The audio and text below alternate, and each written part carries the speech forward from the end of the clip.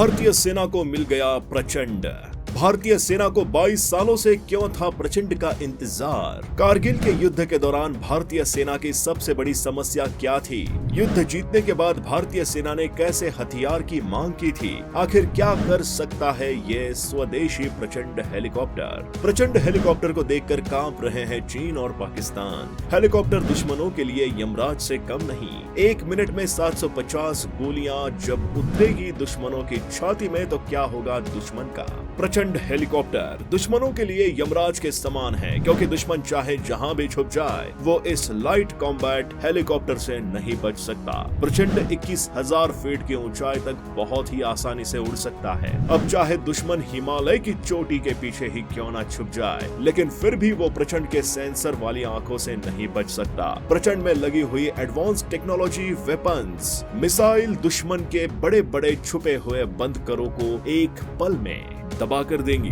प्रचंड के अंदर ऐसी टेक्नोलॉजी का इस्तेमाल किया गया है जिसे जानने के बाद आप भारत को अमेरिका जैसे ही टेक्नोलॉजी के मामले में संपन्न मानने लग जाएंगे। प्रचंड में लगे हुए आंखों से कंट्रोल गन सेंसर ऐसे सेंसर है जिसमें हेलीकॉप्टर के अंदर बैठा हुआ भारतीय जवान अपनी आंखों से देख करके ही प्रचंड में लगी मिसाइल और वेपन को कंट्रोल कर सकता है, और देखने मात्र से वो जहां चाहे वहां मिसाइल और गन शूट कर सकता है। हेलीकॉप्टर देखने में तो एक तितली के जैसा दिखता है, लेकिन डंक मारने में ये बिल्कुल मधुमक्खी की जैसा है। तो जबरदस्त पीड़ा देता है। ये हेलीकॉप्टर किसी भी मौसम में उड़ान भर सकता है।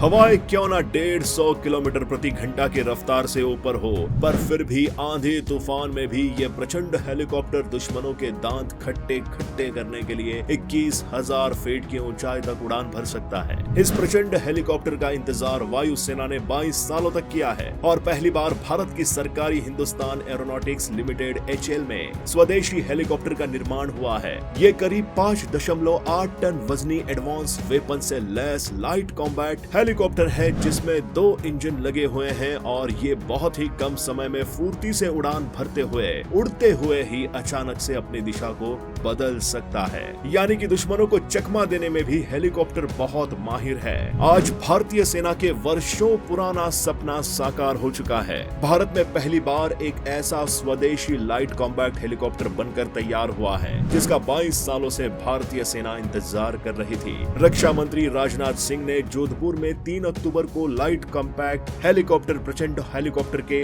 नामकरण के साथ भारतीय वायु सेना को सौंपे, जिसमें 10 प्रचंड हेलीकॉप्टर शामिल हैं। राजनाथ सिंह ने जोधपुर के एयरबेस से प्रचंड हेलीकॉप्टर में बैठकर उड़ान भी भरी, और उतरने के बाद इसे भारतीय वायु सेना के लिए विजय रथ बताया।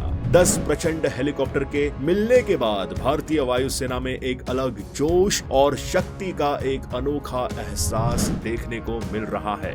भारतीय सेना में खुशी की लहर दौड़ उठी है, पर सवाल ये उठता है कि भारतीय सेना को 22 सालों से क्यों था प्रचंड का इंतजार? दरअसल दोस्तों, कारगिल के युद्ध के दौरान भारतीय सेना को एक ऐसे हेलीकॉप्टर की जरूरत थी जो बहुत हल्का हो और बहुत आसानी से काफी ज्यादा ऊंचाई पर उड़ान भर सकता हो, जिसमें एडवांस मॉडर्न वेपन्स हो, जिससे वो दुश्मनों के बंकरों को तबाह कर सकें। पर उस समय ऐसा कोई भी हेलीकॉप्टर ना तो वायुसेना के पास था और ना ही थल सेना के पास। ऐसे में थल सेना को ऊंचे ऊंचे पहाड़ चढ़कर युद्ध लड़ना पड़ा था, जिससे युद्ध तो जीत गए थे लेकिन काफी नुकसान हुआ था। उस वक्त कारगिल रिव्यू कमेटी ने अपनी रिपोर्ट में कहा था कि युद्ध तो हम जीत गए हैं, लेकिन भारतीय सेना को 3 खास चीजों की जरूरत है, जिसमें जम्मू कश्मीर से लद्दाख तक सुरंग और काफी ज्यादा ऊंचाई पर उड़ने वाले हल्के लाइट वेटेड हेलीकॉप्टर। साथ ही हमें सेना को मजबूत करना भी बेहद जरूरी है। भारतीय सेना की इस मांग पर विचार तो किया गया, लेकिन इस पर काम नहीं किया गया।